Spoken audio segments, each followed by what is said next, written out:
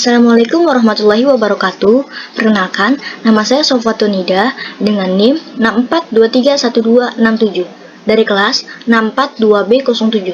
Di sini, saya akan mempresentasikan materi tentang pendidikan anti korupsi.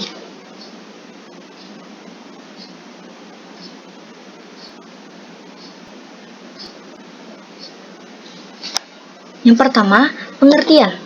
Arti kata korupsi secara harfiah adalah kebusukan, keburukan, kejahatan, ketidakjujuran, dapat disuap, tidak bermoral, penyimpangan dari kesucian.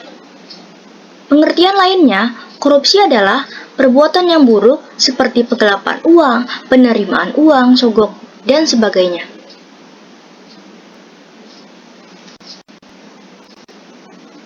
Apa itu pendidikan anti korupsi? Pendidikan anti korupsi merupakan salah satu bentuk upaya pencegahan dan pemberantasan korupsi yang dilakukan melalui pendidikan baik formal maupun non-formal.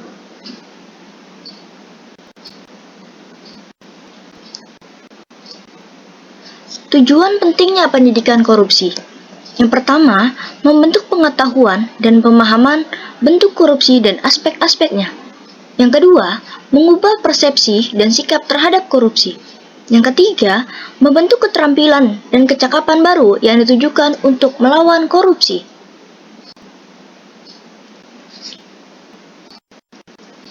Fungsi pendidikan anti korupsi. Yang pertama, fungsi kognitif, yaitu menambah pengetahuan dan wawasan mengenai korupsi dan dampak yang ditimbulkan. Kedua, fungsi afektif, yaitu membentuk moral dan karakter anti korupsi mahasiswa dengan cara menanamkan nilai-nilai anti korupsi dan menerapkannya dalam kehidupan sehari-hari. Yang ketiga, fungsi psikomotor, yaitu kesadaran moral untuk melawan berbagai bentuk praktek korupsi yang ada di lingkungan sekitar.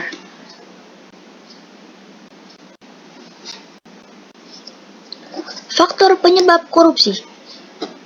Ada 4 faktor penyebab korupsi. Yang pertama, akibat keserakahan. Yang kedua, kesempatan. Yang ketiga, kebutuhan. Dan yang keempat, pengungkapan.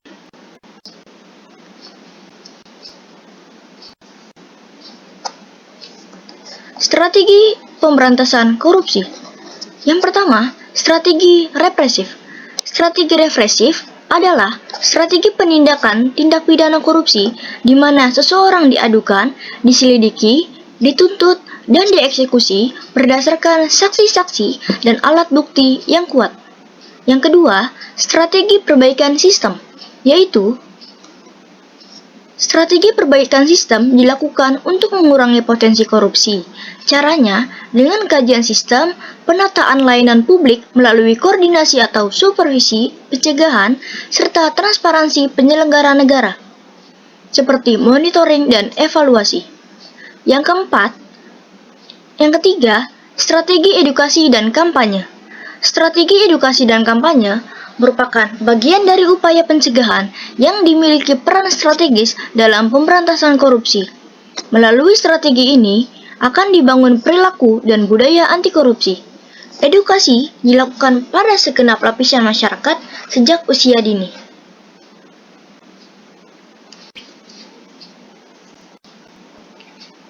Upaya pencegahan korupsi. Yang pertama, melakukan pendaftaran dan pemeriksaan terhadap laporan harta kekayaan penyelenggara negara. Yang kedua, menyelenggarakan program pendidikan anti korupsi pada setiap jenjang pendidikan. Yang ketiga, merancang dan mendorong terlaksananya program sosialisasi pemberantasan tindak pidana korupsi. Contoh korupsi.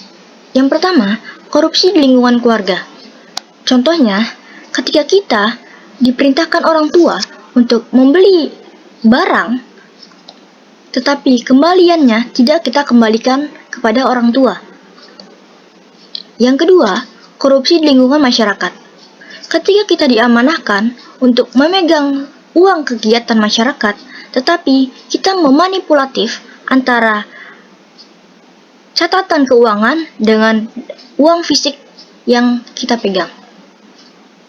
Yang ketiga, korupsi di lingkungan pemerintah.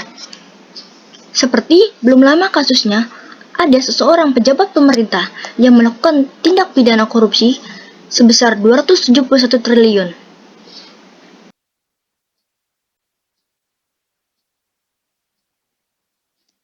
Sekian presentasi dari saya.